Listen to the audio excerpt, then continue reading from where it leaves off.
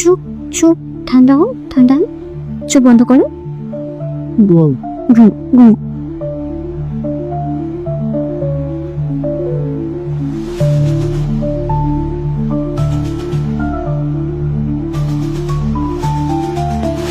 রাবিয়া, অফিসে যাচ্ছি।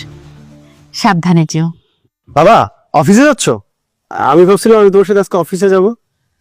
যদিও অফিসের কাজ আমি পারি না, বাট শিখে ফেলবো। আর তুমি যদি আমাকে একটু হেল্প করো তাহলে তো কথাই নেই, তাড়াতাড়ি শিখে ফেলবো।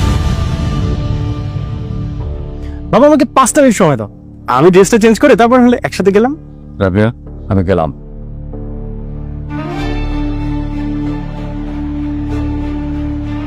বাবা মনে হয় এখন আমাকে ক্ষমা করতে পারিনি, তাই না মা?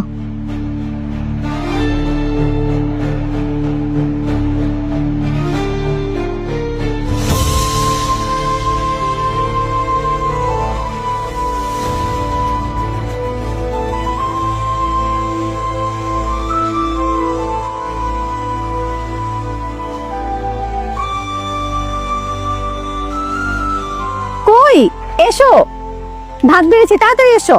এই তো চলে আসছি, তাড়াতাড়ি খাবার দাও, খিদে লাগছে। এ কি বাবা, খাবে না? তুমি দাঁড়িয়ে গেলে যে।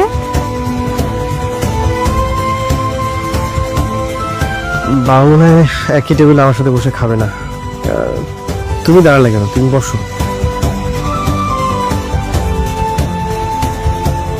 আমি বরং যাই, তোমরা খাও, সমস্যা নেই। বাবা তুমি বসো তো।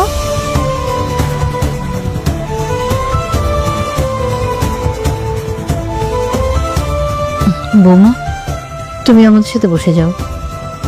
না মা, যেখানে বসে আমার স্বামী খাওয়ার অধিকার রাখে না সেখানে আমি কিভাবে খাই মা? আপনার বরং খেয়ে নিন, আমি পরে আপনার ছেলের সাথে খেয়ে নিব। এ কেমন কথা?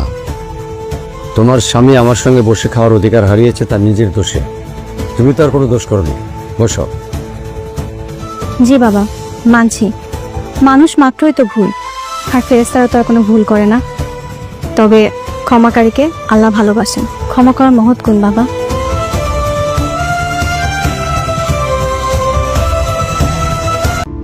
আমি যদি মারা যাই আমাকে তোমরা ক্ষমা করে দিও।